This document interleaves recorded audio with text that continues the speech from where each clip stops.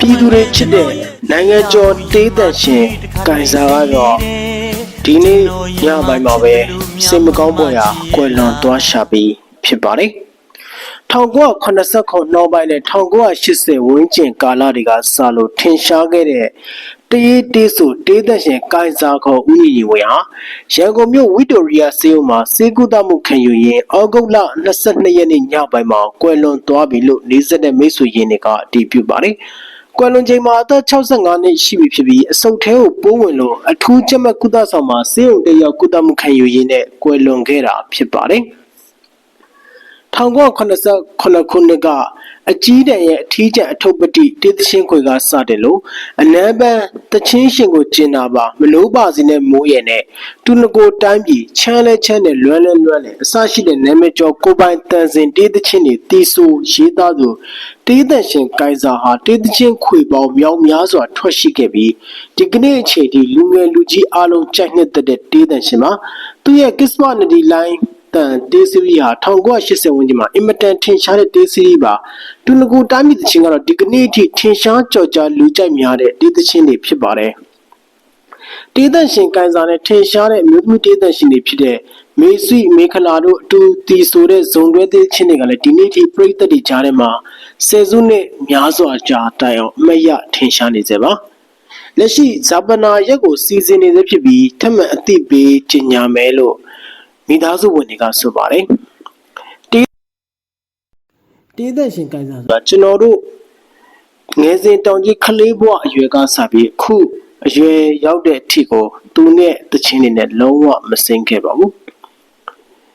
တေးသက်ရှင်ကိုင်စာနဲ့ပတ်သက်ပြီးတော့ဒီအမှတ်တရတွေကိုလည်းလေးလာပြီးသမျှပြောချင်တယ်ဗျ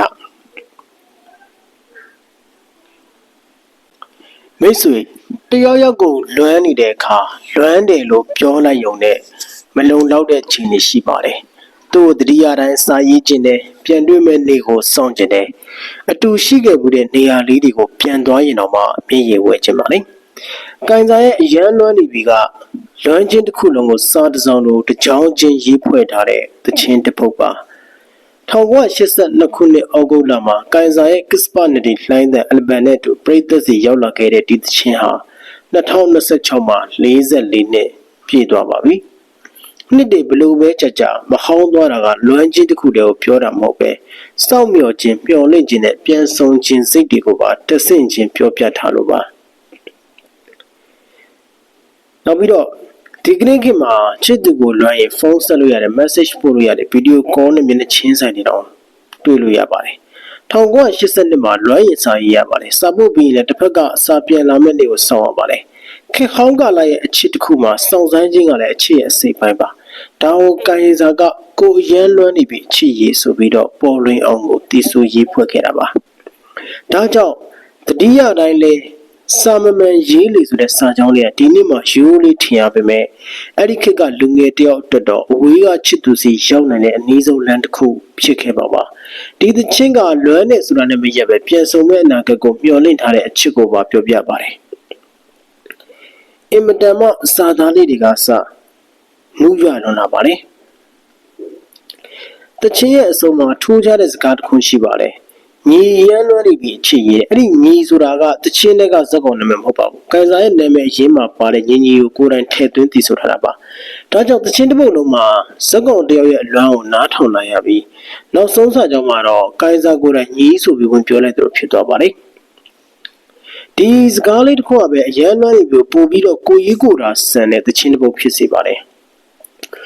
ဒီအရန်လွမ်းနေပြီဆိုတော့မူရင်းသချင်းက American ဆိုတော့ Lobo ရဲ့ It Sure Took a Long Time ဖြစ်ပါတယ်1983ခုနှစ်ကထုတ်ခဲ့တယ်လို့သိရပါတယ်မူရင်းသချင်းရဲ့ချစ်နဲ့ခွဲခွာခြင်းခံစားချက်ကိုကန်စာကမြန်မာလူငယ်တွေနဲ့ပုံနှီးစက်တဲ့တပြေချားချစ်သူစာရေးခြင်းစောင့်မျှော်ခြင်းနဲ့ပြန်ဆုံမဲ့အနာဂတ်ဆိုတဲ့ပုံရိပ်တွေနဲ့ပြန်ဖန်တီးခဲ့တာပါ1982ခုနှစ်ဩဂုတ်လမှာ Kisma Nadi လှိုင်းတဲ့စီးနဲ့ထွက်ရှိခဲ့ပြီးဆက်ဆက်တေးဂီတာဖွဲ့ကတီးခတ်ပေးခဲ့တာဖြစ်ပါတယ်ဒါအပြင်ကိုင်စာဟာတခြားသောအင်မတန်မှထင်ရှားကြော်ကြားတဲ့တေးသချင်းပေါင်းများစွာကိုလည်းရေးဖွဲ့ခဲ့တာလည်းဖြစ်ပါတယ်။ကိုင်စာတကယ်တော့တဝဲသားတူဗျ သူ့ရဲ့တခြင်းတွေကလူကြီးရောလူငယ်ပါအင်မတန်မှနှစ်သက်ပါတယ်။ကိုင်စာကို1961ဖေဖော်ဝါရီလ18ရက်နေ့မှာမွေးဖွားပါတယ်။နာမည်ရင်းကညီညီပါဒဝဲမှာမွေးဖွားခဲ့ပါတယ်။ကိုင်စာရဲ့ပင်တိုင်တခြင်းရေးဆရာတွေကိုပြောပါဆိုရင်စောပွက်မှုနိုင်ပြမစိုးလွယ်မမော်ဆန်ဒုက္ခမိတ်ခိုင်လို့ဖြစ်ပါတယ်။ကိုင်စာရဲ့ကြော်ကြားလာတဲ့စီးရီးတွေကိုကြည့်ရရင်အကြီးတန်းရဲ့အထီးကျန်အထုပ်ပတိကပထမပြောရပါမယ်။အဲ့တော့အလွမ်းအနံပန်းတခြင်းရှင်ကိုကျင်နာပါမနိုးပါစေနဲ့မိုးရဲ့နောက်တစ်ခေါက်လောက်ထပ်ပြောပါတူနကိုတိုင်းပြည်ကဘာတီ၍အိမ်မများကိုတီထွင်သူလူတွေသိလေပိုကောင်းလေချမ်းလဲချမ်းနဲ့လွမ်းနဲ့ကစ္စပနတီလိုင်းတဲ့မောက်တီဝစ်ရာနှလုံးသားဟစ်ကြွေးတဲ့များကနဝင်ရုပ်ရှင်တင်းများချိုသောသချင်းများရွှေမန်းစီတို့နိုင်ငံကျော်တငယ်ချင်း၃ယောက်မြန်မာပြည်ကိုလွမ်းလေအစရှိတဲ့သချင်းတွေကဒီကိုင်စာတီဆူခဲ့တဲ့တေးစီးရီးတွေဖြစ်ပါတယ်ကိုင်စာအင်မတန်မှထင်ရှားတဲ့အဆိုကျော်ထိုးရင်တင်တယ်လေတကယ်ကိုရင်းနှီးတဲ့ဆက်ဆံရေးရှိတယ်လို့သိရတယ်ဗျကိုင်စာကသူမမိသေးထိုးရင်ဒီအကြောင်းကိုတစ်ခါပြောပြဘူးတယ်ဗျအဲ့ဒီတုန်းကလည်းကျွန်တော်ပြင်ကပြန်လာတယ်အခန်းလေးတစ်ခန်းပါလေကျွန်တော်စိတ်ထဲမှာအခန်းလေးတစ်ကောက်ဖွင့်လို့လိုက်တော့ထိုးရင်တင်ကထိုင်နေတာတွေ့ရတယ်တဲ့မြမမတက်ထားလို့ကျွန်တော်ရုပ်တရက်ကြောင်လာလိုက်ဟဲ့အောင်မင်းဒီမှာဘာလာလုံးနေတာတော့ဆိုတော့ကျွန်တော်ထောင်းလွတ်လာတယ်ကိုတဲ့ကျွန်တော်ကိုစီပြန်လာတာအေးကောင်းတာပေါ့လို့ပြောပြီးသူ့မျက်နှာကိုတေချာကြည့်ပြီးမှအဲ့ဒီချိန်မှာကျွန်တော်ဝမ်းသာတယ်လို့သူ့မျက်နှာကိုကြည့်ပြီးလန့်လို့သွားတယ်အမှန်တော့ဒါအိမ်မပဲပြတယ်တကယ်တော့ထွေးတင်ကားတဲ့ထောင်ကျသွားတာမှမဟုတ်တာအေးရလို့တော့မှကျွန်တော်စဉ်းစားတယ်တဲ့ထွေးတင်ကားတည်သွားပြီပဲကျွန်တော်အိမ်မက်လာပြီးသွားတယ်ဒါမှမဟုတ်ကျွန်တော်ဘာသာဆွဲလက်မိမက်တာလားမသိဘူးလေတခုတော့ရှိတယ်ထွေးတင်တဲ့ချင်းနေတယ်ကျွန်တော်ဒီနေ့ထိနားထောင်ဘူးတယ်ဆိုပြီးကန်စာကပြောတယ်ဗျကာရာအိုကေဆိုင်ရောက်နေတဲ့ထွေးနေတဲ့ချင်းလေးတွေဆိုလေးရှိတယ်ကျွန်တော်တချင်းကိုကျွန်တော်မဆိုဘူးတဲ့သူများတချင်းတွေပဲဆိုရဲတဲ့ကျွန်တော်လည်းဦးကြောင်ကြောင်နဲ့အိယာကနိုးလာတယ်ထွေးနေငါးစီလာတယ်ဘာလို့ရမလဲတော့မသိဘူးတဲ့အော်အေးအိမ်မဘဲလေးဆိုပြီးမေးပြလိုက်တယ်တနေ့ဆိုင်ပဲကျွန်တော်ကာရာအိုကေဆိုင်ပိတ်ထားတော့အဲ့ဒီကသိမ်းလာတဲ့ဘီစီဒီကာရာအိုကေခူလေးတွေအကုန်နီးပါပဲကျွန်တော်မှရှိတယ်တဲ့အဲ့မှာတဲ့ထွေးနေတဲ့ချင်းတွေဘာရဲမဟုတ်ဘူးတဲ့ပြန်ရှာပြီးတော့ဆိုပလိုက်တယ်ဗျာတဲ့ကျွန်တော်တခုတော့တတိရတယ်တဲ့ကျွန်တော်မြန်မာပြည်ပြန်ရောက်ခါစား1990မှာအဲ့တုန်းကကျွန်တော်6မိုင်ခွဲမှာနေတာတဲ့ကျွန်တော်အိမ်မှာ recording ပစ္စည်းလေးတွေဆင်ထားတာရှိတယ်တဲ့ဟိုရောက်စဉ်ကလာတော့လည်းဝါသနာကပိုတော်မစွန့်နိုင်လို့အားတဲ့ချိန်လေးမှာလုံးပြီးဒီကိုပြန်လာတော့လည်းအဲ့ဒီပစ္စည်းလေးတွေပါတော့ကျွန်တော်ခန်းထဲမှာဆင်ထားတာတဲ့အဲ့ဒီမှာနေတိုင်းလာတတ်တာကတဲ့ထွေးတင်တဲ့ညီသေးတဲ့သူတို့နှစ်ယောက်ရောက်ရင်လာရင်လည်းမိုးလေးရောက်လာပြီးတဲ့တီးကြဆိုကြပေါ့တဲ့တီးကြဆိုကြဆိုတော့မတီးကျင်လို့အိတ်တဲ့ကောင်ကအိတ်တီးကျင်တဲ့ကောင်ကတီးဆိုတဲ့ကောင်ကဆိုအဲ့ဒီလိုမျိုးနေတာတဲ့အဲ့တုန်းကကျွန်တော်စီးလေးတစ်ခုလုံနေတာတဲ့အဲ့ဒီစီးလေးတော့ညီတွေကတချင်းရေးပြီးတယ်1990ခုကထုတ်ပြတဲ့စီးမှာပါတဲ့ဘရင်မာလေးဆိုတဲ့တချင်းအခုနောက်ပိုင်း CDFN show မှာတော့တန်တာဝင်းနဲ့နှွေးရုံကရှင်ပေလေးဆိုပြီးပြန်ဆိုရတဲ့တချင်းပါတဲ့အဲ့ဒါလေးကိုကျွန်တော်ကတဲ့ arrangement လုပ်နေတာတဲ့ကျွန်တော်နဲ့ညီတူတဲ့နှစ်ယောက်ပေါ့တဲ့အဲ့ဒီမှာထွေးတင်ကအဲ့လိုကျွန်တော်အခန်းကကျဲကြီးပဲခင်းလည်းမရှိဘူးတော့မှမှုရကြီးချပဲအဲ့ဒီမှာပဲအိတ်တာကျွန်တော်ရဲ့ကဘာလေးပေါ့ဗျာထွေးတင်ကကျွန်တော်မှုရမှာအိတ်နေတာဖီးဝီအေးစင်းနာထောင်တယ်မျက်စိလေးပိတ်ပြီးအိတ်နေတာကျွန်တော်တို့တချင် arrangement လုပ်တဲ့အချိန်မှာထွေးတင်ကဟာအဲ့ဒါဟိုလေးထည့်လိုက်ရင်ပုံမိုက်သွားမယ်ဆိုပြီးတစ်ခေါက်လှမ်းပြောတယ်ကျွန်တော်တို့ယောက်ကဒီကောင်လာတော့နေဆိုပြီးအဲ့ဒါနဲ့ပဲတချင်ဆက်လို့ပေါ့ခဏနေသူ့အိနေရာကနေဟာအကိုကြီးအဲ့ဒါလေးအရန်ကောင်းနေဗျာလို့ပြောပြရအောင်ခဏနေဟာအကိုကြီးခုနလုပ်တဲ့အကွက်လေးအဲ့ဒါလေးမိုက်တယ်အဲ့ဒါလေးပြန်ထည့်လို့ပြောပြရအောင်ဒီကောင်အိတ်တာအိတ်နေတာအာယုံကကျွန်တော်တို့စီမှာဗျဒါနဲ့တချင်းလုပ်ပြီးတော့ဒီကောင်ကထလာပြီဂီတာကိုပြောညံ့ပြောနေယူပြီးအဲ့ဒီတချင်းဆက်တာကိုကောက်ပြီးဆိုလိုက်တယ်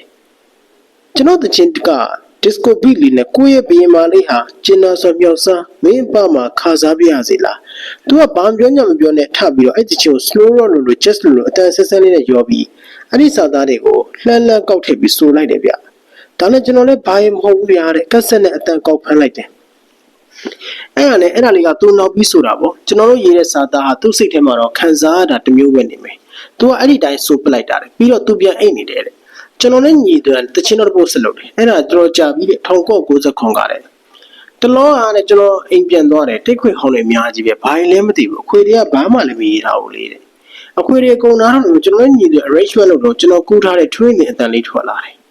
အဲ့တော့ငှက်ကြီးဆုံးတာနှစ်ပတ်လေတဲ့အဲ့ဒါနဲ့ကျွန်တော်အဲ့ဒီခွေလေးကိုကိုလွန်သွားတဲ့တငယ်ကြီးတယောက်ရဲ့အတန်ပါတယ်ဆိုပြီးတင်ထားတယ်သူ့ရဲ့အတန်နဲ့တချင်းခွေတွေအများကြီးကြံခဲ့တယ်ဆိုတာမှန်ပါတယ်တဲ့ဒါပေမဲ့သူ့ရဲ့စိတ်လိုလည်းအဲ့ရကကောက်ထားပြီးတော့ဆိုလိုက်တီးလိုက်တဲ့အဲ့ဒီတချင်းခွေကိုကျွန်တော်တေးချပြန်တင်ထားတယ်တဲ့အဲ့တော့မိနစ်ကပေါ်တယ်လီယိုနတ်စတူဒီယိုမှာကျွန်တော်အုံကျိုးစီးလေးတွင်းတယ်အဲ့မှာလီယိုနတ်မမောင်လွင်နဲ့ကိုကြီးထူထူနေ့တိုင်းဆောင်တယ်တရက်ကျွန်တော်အဲ့ဒီခွေလေးယူသွားတယ်အဲ့ဒီမှာသူဆိုနေတဲ့ချိန်ကျွန်တော်အဲ့ဒီခွေလေးဖွင့်ပြလိုက်တယ် ဟဲ့အောင်လေနားထောင်စံဒါဘလို့တန်လဲသိလားပေါ့အဲ့ဒီချိန်မှာ CDFN ခွေထောက်ကစားတချင်းလေးကိုမှတ်မိတဲ့အချိန်စာသားကဒီစာသားအတန်နားထောင်တော့ငှက်ကြီးတန်ဆိုပြီးတော့နားထောင်ရင်းနဲ့တငယ်ချင်းတွေအားလုံးငြိမ်သွားတယ်မမောင်လွင်ကတော်တော့ဝါပိတ်လိုက်ပါတော့တယ်ဟုတ်တယ်သူမခံစားနိုင်ဘူးအဲ့ဒီမှာကျွန်တော်အမှတ်တရအနေနဲ့ဖွင့်ပြတဲ့ခွေတွေကအားလုံးစိတ်ထဲမှာတမျိုးဖြစ်သွားမယ်ထင်တယ်ကျွန်တော်ပြိတ္တအနေနဲ့ထွေးတဲ့ခွေတွေကိုကြိုက်တော့မယ်တဲ့ကျွန်တော်အိမ်မက်နေတော့အကျဉ်းသားအိမ်မက်ဖြစ်ခြင်းဖြစ်မယ်တဲ့ဒါမဲ့တတိယကြောင့်အိမ်မက်ဖြစ်မယ်တဲ့ငှက်ကြီးရေးတဲ့ငါတို့မင်းကိုအိမ်မက်နေတော့မယ်ဆိုပြီးတော့ဆိုတော့ကန်စာကအဲ့တုန်းကသူကိုယ်တိုင်ပြောဖို့ရတယ်ဗျဒါအမှတ်တရပါအခုတော့ဆိုတော့ကန်စာကျွန်တော်တို့အားလုံးရင်ထဲမှာအမှတ်တရစာကိုသူကိုယ်တိုင်ပဲရေးသွားပြီးဖြစ်ပါတယ်တေးသက်ရှင်ဆိုတော့ကန်စာရဲ့နောက်ဆုံးတီဆူဖြောပြမှုက2026ဇူလိုင်လ24ရက်နေ့ကကျင်းပခဲ့တဲ့3 Legion Live မှာကိုင်ဇာမေခလာမေစုတို့တုံးအတူတူကဖြောပြခဲ့တာဖြစ်ပါတယ်မေခလာကကိုင်ဇာကွယ်လွန်တဲ့နေ့မှာဒီပွဲလေးရတဲ့ကျမတို့တငယ်ချင်း3ယောက်နောက်ဆုံးတူဆူရမယ့်ပွဲလို့ဘယ်သူထင်မလဲနော်လို့ရေးသားပါတယ်ခုတော့အဲ့ဒီညဟာတငယ်ချင်း3ယောက်ရဲ့နောက်ဆုံးတူတူတီဆူဖြောပြတဲ့ညဖြစ်သွားပါပြီကိုင်ဇာရဲ့အတန်ကိုဒီနေ့ကစပြီးစင်မြင့်ပေါ်မှာမကြားရတော့ပါဘူးဒါပေမဲ့သူခြံခဲ့တဲ့တခြင်းတွေကတော့ဆက်ပြီးရှင်းသန်နေအောင်ပါတစ်ချိန်ကလူငယ်ဘဝကိုပြန်ခေါ်လာပေးမဲ့တခြင်းတွေအချင်းနဲ့လွမ်းကိုပြန်တရိရစေမဲ့တခြင်းတွေမျိုးဆက်တစ်ခုကနေတစ်ခုစီဆက်ရောက်သွားမဲ့တခြင်းတွေဒါတွေအားလုံးဟာကိုင်ဇာချိန်ရခဲ့တဲ့ဂီတအမွေနှစ်တွေဖြစ်ပါတယ်ဦးကိုင်ဇာရဲ့ခြံထားခဲ့တဲ့တခြင်းတွေအတွက်တကယ်ကျေးဇူးတင်တယ်ဗျာကျွန်တော်တို့ရဲ့လူငယ်ဘဝနဲ့အမှတ်တရတွေထဲမှာနေရာတစ်ခုပေးတဲ့အတွက်အထူးပဲကျေးဇူးတင်ပါတယ်ဗျာ